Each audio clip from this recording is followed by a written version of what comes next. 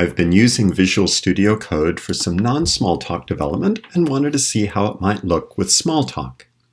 Begin by starting a database, then open Visual Studio Code, select the Extensions view, and search for GemStone.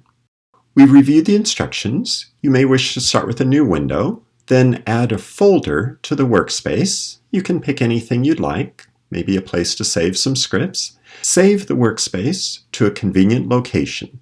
I'm doing it to the desktop for now. Then we install the extension. Now we need to define some login parameters. Open User Settings, expand the extensions, then select GemStone and click on the Edit Settings. In the User Settings JSON file, add a new entry for GemStone logins. This will give you a default list. Edit the first entry as needed. I'm going to remove the password so that it prompts for it on each login. Save the settings, and then select the GemStone icon, and note you've got a list of logins.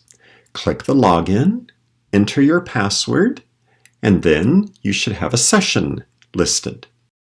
To execute code, open a blank file and type an expression.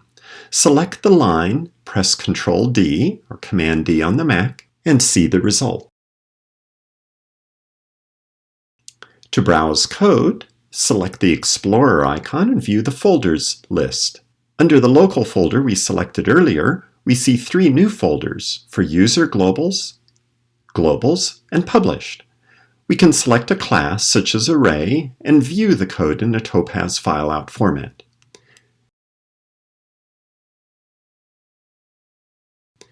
We can return to the GemStone sessions list, click Logout, and see the symbol dictionaries are gone.